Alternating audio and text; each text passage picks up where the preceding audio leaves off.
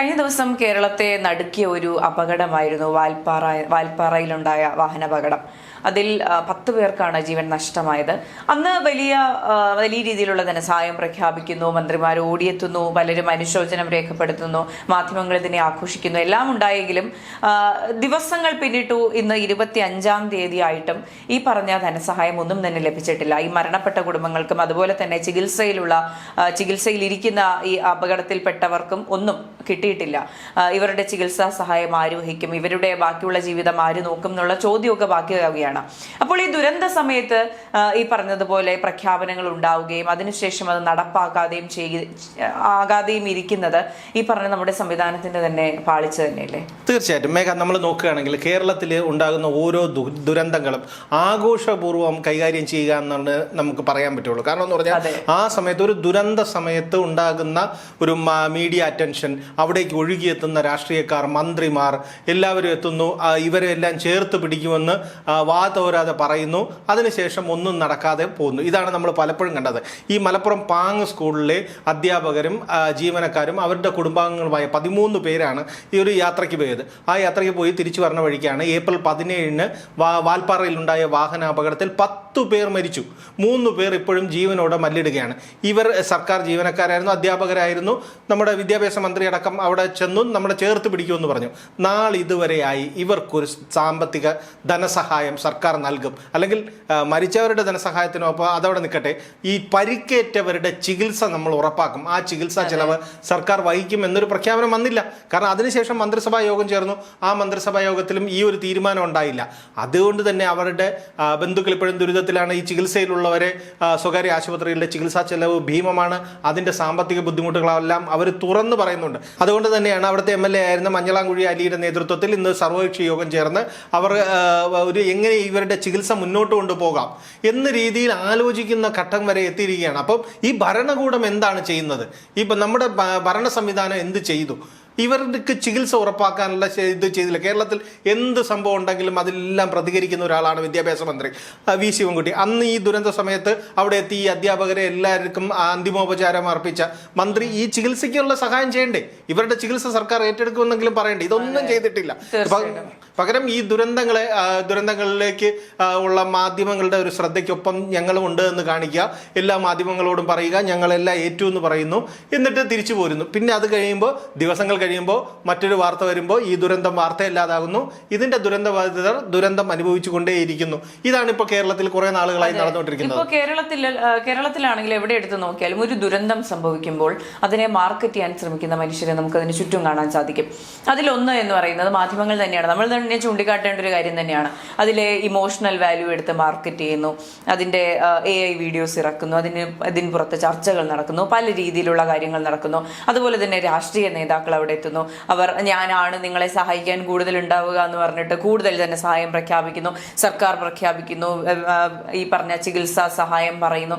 ഇതെല്ലാം പറയുമെങ്കിൽ പോലും ഇത് എത്രത്തോളം അവരിലേക്ക് എത്തുന്നു? ഈ ദുരന്തത്തിന്റെ വ്യാപ്തി എന്ന് പറയുന്നത് വളരെ വലുതാണ്. നമ്മൾ ഈ കാണുന്ന വണ്ടി തകർന്നു വീണ അത്രയും അല്ല അതിന്റെ വ്യാപ്തി എന്ന് പറയുന്നത്. അതിൽ പെട്ടുപോയ കുടുംബങ്ങളുണ്ടാകാം, ഇതിൽ സാമ്പത്തികമായി ഇടപെട്ടിട്ടുള്ള മനുഷ്യരുണ്ടാകാം. ഈ പറഞ്ഞ സ്കൂളിൽ ഇത്രയും അധ്യാപകർ ഒരുമിച്ച് മരിച്ചു പോവുകയാണ്. അപ്പൊ അത്രയും കുട്ടികൾക്കത് ഡീൽ ചെയ്യേണ്ട ഒരു കാര്യമാണ്. ആ കുട്ടികളുടെ കാര്യം ആര് നോക്കും? അപ്പൊ ഈ പറഞ്ഞ ഒരു കാര്യങ്ങളും അഡ്രസ്സ് ചെയ്യപ്പെടാതെ ഇതെല്ലാം മാർക്കറ്റിംഗ് വാല്യൂവിന് വേണ്ടി മാത്രം നോക്കുന്ന ഒരു സാഹചര്യം നമ്മൾ കാണുന്നുണ്ട്. നമ്മൾ നേരത്തെയും അപകടം ഉണ്ടായ സാഹചര്യത്തിലും നമ്മൾ ചർച്ച ചെയ്ത കാര്യം തന്നെയാണിത്. അപ്പോൾ ഇതെന്താണ് ചെയ്യുന്നത്? ഇപ്പോൾ ഈ ചികിത്സാ സഹായം കൊടുക്കുന്നില്ല എന്ന് പറയുന്നത്, ഇപ്പോൾ ചേട്ടൻ പറഞ്ഞില്ലേ, നമ്മൾ ഈ മരിച്ചവരുടെ കുടുംബങ്ങൾക്ക് കൊടുക്കുന്ന കാര്യം ഈ പറഞ്ഞതുപോലെ വെയിറ്റ് ചെയ്യാം എന്ന് നമുക്ക് വേണമെങ്കിൽ പറയാം. ചികിത്സാ സഹായം പോട്ടെ, സർക്കാർ ആശുപത്രികളുടെ ഗതി നല്ലതായിരുന്നുവെങ്കിൽ ഇവർക്ക് ഈ പറയുന്ന പോലെ പ്രൈവറ്റ് ഹോസ്പിറ്റൽസിനെ ആശ്രയിക്കേണ്ടി വരില്ലായിരുന്നു. നമ്മുടെ ആരോഗ്യ വകുപ്പ് എന്ന് പറയുന്നത് അത്രയും കുത്തഴിഞ്ഞൊരു സാഹചര്യത്തിലാണുള്ളത്. അവിടെ പോയാൽ ജീവൻ തിരിച്ചു കിട്ടുമെന്നുള്ള വിശ്വാസം കേരളത്തിൽ ഒരു മനുഷ്യനും ഇല്ല എന്നുള്ളതാണ് സത്യം. അപ്പോൾ ഈ ജീവൻ തിരിച്ചു കിട്ടണമെങ്കിൽ പ്രൈവറ്റ് ആശുപത്രിയിൽ പോകണം. പ്രൈവറ്റ് ആശുപത്രിയിൽ പോയി അഡ്മിറ്റ് ആവണമെങ്കിൽ അത്രയധികം പണം വേണം. ഈ പണം ആര് കൊടുക്കും? ഈ ചോദ്യം തന്നെയാണ് നമ്മളും ചോദിക്കുന്നത്. അല്ല, അതാണ് അവരുടെ ഒരു സാമ്പത്തിക അവസ്ഥയിൽ അവരുടെ ദുരവസ്ഥ കൊണ്ടാണ് അവരൊരു സർവകക്ഷി യോഗം പോലെ അവിടെയുള്ള നാട്ടുകാരെല്ലാം കൂടെ ചേർന്ന് ഇവരുടെ ജീവൻ എങ്ങനെ രക്ഷിക്കാമെന്ന് ആലോചിക്കുന്നതും അതിനു വേണ്ടിയിട്ടുള്ള ശ്രമം നടത്തുന്നതും. അപ്പോഴും ആരാണ് ഇതിന് മറുപടി പറയേണ്ടത്? ഇവിടുത്തെ ഭരണകൂടമാണ്. ഇവരെന്തുകൊണ്ട് ഈ വിഷയത്തെ അഡ്രസ്സ് ചെയ്യുന്നില്ല? ഇതുകൊണ്ടുണ്ടാകുന്ന കുട്ടികൾക്കുണ്ടായ മാനസികാഘാതത്തിന് അതിനെ ഈ ലഘൂകരിക്കാൻ ഇവരെന്ത് നടപടി സ്വീകരിച്ചു? അപ്പോൾ ആകെ ഉണ്ടായ ഒരു നടപടി എന്നുള്ള രീതിയിൽ പറഞ്ഞത് അവിടുത്തെ അധ്യാപനം മുടങ്ങാതിരിക്കാൻ താൽക്കാലികമായെങ്കിലും അധ്യാപകരെ പുനർക്രമീകരിക്കാനുള്ള ഒരു തീരുമാനമെടുത്തു എന്നതിൽ കഴിഞ്ഞ് കുട്ടികൾ കണ്ടുകൊണ്ടിരുന്ന ഒരു കൂട്ടം അധ്യാപകർ ഒറ്റയടിക്ക് ഇല്ലാതാകുന്നു. കുട്ടികൾ സ്കൂൾ തുറന്നു വരുമ്പോൾ ഈ അധ്യാപകരൊന്നും ഇല്ല. അപ്പൊ ആ കുട്ടികളുടെ മാനസികാരോഗ്യം നോക്കണം. ഇതിനൊരു വലിയൊരു ആലോചനയോട് കൂടിയുള്ള ഒരു പദ്ധതിയാണ് നടപ്പിലാക്കേണ്ടത്. അല്ലാതെ ക്യാൻവാസ് ആണ് നമ്മൾ ഈ കാണുന്ന അത്രയും അല്ല അതിന്റെ വ്യാപ്തി എന്ന് പറയുന്നത്. കാരണം അതാണ് ഞാൻ പറഞ്ഞത്, ഇതിനകത്തൊരു ആലോചിച്ച് തീരുമാനിച്ചൊരു പദ്ധതി തയ്യാറാക്കി ആ പദ്ധതിയാണ് നടപ്പിലാക്കേണ്ടത്. ഇത് പലപ്പോഴും നടപ്പിലാക്കുന്നില്ല. ഇവിടുത്തെ എല്ലാ ദുരന്തങ്ങളിലും എന്ത് ദുരന്തം ഉണ്ടായിരുന്നാലും അതിനുശേഷം നടക്കുന്ന കാര്യങ്ങളെല്ലാം ഇങ്ങനെയാണ്. ഏറ്റവും വലിയ ക്ലാസിക് എക്സാമ്പിൾ അല്ലേ വയനാട് ചൂരൽമല ദുരന്തം നടന്നിട്ട് 3 വർഷം കഴിഞ്ഞു. അവിടെ എത്ര പേരെ പുനരധിവസിപ്പിച്ചു എന്ന് ചോദിച്ചാൽ സർക്കാരിന് ഇപ്പോഴും കണക്കില്ല. ആ ദുരന്തബാധ 1000-ഓളം പേര് മരിച്ച 1000-ഓളം പേർക്ക് വീട് നഷ്ടപ്പെട്ട ഒരു ദുരന്തത്തിൽ ഒരാളെ പോലും പുനരധിവസിപ്പിക്കാൻ ഇതുവരെ സർക്കാരിന് കഴിഞ്ഞിട്ടില്ല. ഇപ്പൊ പറഞ്ഞത് ആ ടൗൺഷിപ്പിന്റെ ആദ്യ ഘട്ടത്തിൽ 178 വീട് വെച്ചു എന്നാണ്. ആ ഒരു വീട്ടിൽ പോലും ആൾക്കാർക്ക് താമസിക്കാൻ കഴിഞ്ഞിട്ടില്ല. ഈ 3 വർഷമായി ഈ ദുരന്ത ബാധിതർ വാടകയ്ക്കുള്ള വീടുകളിലും മറ്റു അഭയകേന്ദ്രങ്ങളിലും കഴിയുകയാണ്. എന്നിട്ടാണ് പറയുന്നത് നമ്മളെ എല്ലാം സർക്കാർ വയനാടിനെ ചേർത്ത് പിടിച്ചു എന്ന് പറയുന്നു. ഇപ്പൊ തന്നെ ഉദ്ഘാടനം നടത്തുന്നു. ഉദ്ഘാടനം നടത്തിയത് എപ്പോഴെന്നുള്ള ചോദ്യമാണ് പ്രസക്തം. എപ്പോൾ? തെരഞ്ഞെടുപ്പിന്റെ ദിവസങ്ങൾക്ക് മുൻപ് ഒരു പ്രഹസനം കാണിക്കുന്നു, അതിനുശേഷം ഒരു വിള്ളലുണ്ടായി എന്ന് പറയുന്നു, മന്ത്രി വന്നവിടെ ഒരു പ്രഹസനവും കാണിക്കുന്നു, അതുപോലെ അതിനുശേഷം പറയുന്നു അതിന്റെ പണി പൂർത്തിയായിട്ടില്ല എന്ന് പറയുന്നു. അപ്പോൾ ഇത് PR വർക്കിന്റെ ഭാഗമായിട്ടാണ് ഈ പ്രഖ്യാപനങ്ങൾ നടക്കുന്നത്, ഈ പറഞ്ഞ ഉദ്ഘാടനങ്ങൾ നടക്കുന്നത്. ചവറയിൽ ഒരു ആശുപത്രിയുണ്ട്, നീണ്ടകര താലൂക്ക് ആശുപത്രിയുടെ അവസ്ഥ കാണാൻ ഞാൻ ഒരു ദിവസം പോയിട്ടുണ്ടായിരുന്നു. ഉദ്ഘാടനം കഴിഞ്ഞു, മാർച്ച് 6-ാം തീയതി അതിന്റെ ഉദ്ഘാടനം കഴിഞ്ഞു. പക്ഷെ പ്രവർത്തനക്ഷമമായിട്ടില്ല. കോട്ടയം മെഡിക്കൽ കോളേജിൽ സംഭവിച്ചതുപോലെ പഴയ കെട്ടിടത്തിലാണ് പ്രവർത്തനം നടത്തുന്നത്. ഇവിടെ ഒരു ഡോക്ടർ ഉണ്ടാകും, മരുന്ന് വാങ്ങണമെങ്കിൽ പഴയ ഹോസ്പിറ്റലിൽ പഴയ കെട്ടിടത്തിൽ പോകണം, അല്ലെങ്കിൽ അഡ്മിറ്റ് ആകണമെങ്കിൽ പഴയ കെട്ടിടത്തിൽ പോകണം. കേരളത്തിൽ എല്ലാ ഡിപ്പാർട്ട്മെന്റുകളിലും നടന്നുകൊണ്ടിരിക്കുന്നത് ഇത് തന്നെയാണ്. ഈ ചവറ താലൂക്ക് ആശുപത്രിയുടെ കാര്യം മാത്രമല്ല, കേരളത്തിലെ ഒട്ടുമുക്കാൽ ആശുപത്രികളുടെയും അവസ്ഥ ഇത് തന്നെയാണ്. കാരണം കിഫ്ബി ഉപയോഗിച്ച് വലിയ കെട്ടിടങ്ങൾ ഉണ്ടാക്കിയിട്ടുണ്ടാവാം. ആ കെട്ടിടങ്ങൾ ഉണ്ടാക്കിയിട്ടുണ്ട്. ആ കെട്ടിടങ്ങളിൽ എത്രത്തോളം സൗകര്യങ്ങളുണ്ട്, എത്ര ലാബുകളുണ്ട്, എത്ര ഡയാലിസിസ് യൂണിറ്റുകളുണ്ട്, ഇതെല്ലാം പോട്ടെ, ഇവിടെയെല്ലാം ഡോക്ടർമാരുണ്ടോ, മരുന്നുണ്ടോ, ജീവനക്കാരുണ്ട്? ഈ ഒരു കാര്യം പോലും പരിഹരിച്ചിട്ടില്ല. കാരണം എന്ന് പറഞ്ഞാൽ വലിയ കെട്ടിടം മാത്രം പോരാ. ഇപ്പം നമ്മുടെ തൊട്ടടുത്തുള്ള തിരുവനന്തപുരം മെഡിക്കൽ കോളേജിന്റെ അവസ്ഥ എന്താണ്? അവിടെ ഒരു തീപിടുത്തം ഉണ്ടായി, ഒരു ICU യൂണിറ്റിൽ തീ പിടിച്ചു.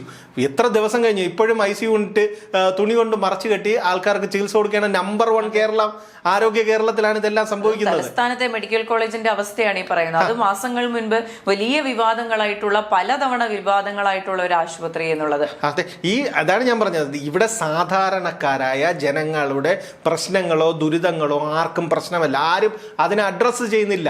ഇത് ഒരു മെഡിക്കൽ കോളേജിലോ ഒരു സർക്കാർ ആശുപത്രിയിലോ ചികിത്സയ്ക്ക് പോകുന്നത് സാധാരണക്കാരാണ്. അവരുടെ വിഷയമല്ല, അവരുടെ കാര്യങ്ങളൊന്നും ഒരു വിഷയമല്ല. അതുപോലെ തന്നെ ഈ വാൽപ്പാറയിൽ മരിച്ച അധ്യാപകരും അവരുടെ ബന്ധുക്കൾക്കൊന്നും സർക്കാരിനോ ഭരണകൂടത്തിനോ അതൊരു വിഷയമല്ല. അത് തന്നെയാണ് വയനാട് സംഭവിച്ചത്. അതുകൊണ്ടാണ് ഈ ദുരന്തബാധിതർ ഇപ്പോഴും ദുരന്തബാധിതരായിരിക്കുന്നത്. അവരിനി എത്ര കാലം ദുരന്തബാധിതരായി തന്നെ ജീവിക്കേണ്ടി വരുമെന്നുള്ളതും നമുക്കറിയണം. കാരണം വയനാടാണെങ്കിൽ പോലും മാർച്ച് 30-ന് താമസം യോഗ്യമാക്കുമെന്ന് പറഞ്ഞു, വിഷുവിന് മുമ്പ് താമസം യോഗ്യമാക്കുമെന്ന് പറഞ്ഞു. ഇതൊന്നും നടന്നിട്ടില്ല. അവിടെ ഒരു ടൗൺഷിപ്പാണ് ഉണ്ടാവുന്നത്. ആകെ പണി പൂർത്തിയായ വീടെന്ന് സർക്കാർ പറയുന്നത്, അല്ലെങ്കിൽ കളക്ടർ പറഞ്ഞ 40 വീട് മാത്രമാണ്, അതായത് പണി പൂർത്തിയായത്. ഈ ടൗൺഷിപ്പ് പണി പൂർത്തിയായിട്ടില്ല, എങ്കിൽ മാത്രമേ അവിടെ താമസിക്കാൻ പറ്റുള്ളൂ. അതുകൊണ്ട് തന്നെയാണ് ഇവരിനി കാലാകാലങ്ങളിൽ ദുരന്തബാധിതരായിട്ട് തന്നെ ജീവിക്കേണ്ടി വരും. ഏത് ദുരന്തം ഉണ്ടായിരുന്നാലും കേരളത്തിന്റെ അവസ്ഥ ഇത് തന്നെയാണ്. ഇപ്പം നമ്മളിത് ഏറ്റവും ലാസ്റ്റ് കണ്ടാണ് തൃശ്ശൂർ പൂരത്തിന്റെ നടന്ന അപകടം. ഈ അപകടത്തിനും വമ്പൻ പ്രഖ്യാപനങ്ങളാണ്. 14 ലക്ഷം രൂപ മരിച്ചവർക്ക്, പരിക്കേറ്റവർക്ക്. ഇതെല്ലാം പ്രാവർത്തികമാക്കി വരാൻ എത്ര വർഷം എടുക്കും എന്നുള്ളതാണ്. ഈ നഷ്ടപരിഹാരത്തിന് വേണ്ടി ഈ ബന്ധുക്കൾ മരിച്ചുപോയവരുടെ ബന്ധുക്കൾ എത്ര നാൾ കയറി ഇറങ്ങേണ്ടി വരും? ഇതാണ് സംവിധാനം. പുറ്റിങ്ങൽ വെടിക്കെട്ട് അപകടം ഉണ്ടായി, എത്ര പേർക്ക് തന്നെ സഹായം ലഭിച്ചു? സാധിക്കും. ഇപ്പോഴും അവിടെ നമ്മൾ ചെന്ന് അവിടുത്തെ സാധാരണക്കാരായ അന്ന് പരിക്കേറ്റ ജനങ്ങളെ കണ്ടു കഴിഞ്ഞാൽ അവർ പറയുന്നത് എങ്ങനെ നമ്മളെ ദുരിതാശ്വാസ ധനസഹായത്തിൽ നിന്ന് ഒഴിവാക്കാം എന്ന് റിസർച്ച് ചെയ്ത് നമ്മളെ ഒഴിവാക്കിയതുപോലെയാണ്. അവിടെ എങ്ങനെയാണ് പരിക്കേറ്റത്? കൈ നഷ്ടപ്പെട്ടവര്, കാല് നഷ്ടപ്പെട്ടവര്, ഇവരെല്ലാം ഉണ്ട്. ഇവരെല്ലാം എങ്ങനെ ഈ ദുരന്തത്തിൽ നിന്ന് ധനസഹായം ലഭിക്കുന്നവരുടെ പട്ടികയിൽ നിന്ന് ഒഴിവാക്കാം എന്നുള്ളതാണ് ആലോചനകൾ നടക്കുന്നത്. അല്ലാതെ പരമാവധി പേരെ ചേർത്ത് പിടിക്കാന്നല്ല. ആരെയും ചേർത്ത് പിടിക്കാന്നല്ല ഇവരാരും ഉദ്ദേശിക്കുന്നത്. ഇവരെല്ലാം ഈ യോഗ്യതയില്ല, ഇവരെല്ലാം അയോഗ്യരാണ് എന്ന് പറഞ്ഞ് മാറ്റി നിർത്താം, ഇതാണ് ആലോചിക്കുന്നത്. ഇത് തന്നെയാണ് ഓരോ ദുരന്തം സംഭവിക്കുമ്പോഴും നമ്മൾ കാണുന്നത്. ചെറുതും വലുതുമായ ദുരന്തങ്ങളിൽ ഇരയായ ഓരോരുത്തരെയും നമ്മൾ കണ്ടാൽ ഇതിലും വലിയ വലിയ സങ്കട കഥകൾ നമ്മൾ ഇനി ഒരുപാട് കേൾക്കേണ്ടി വരും.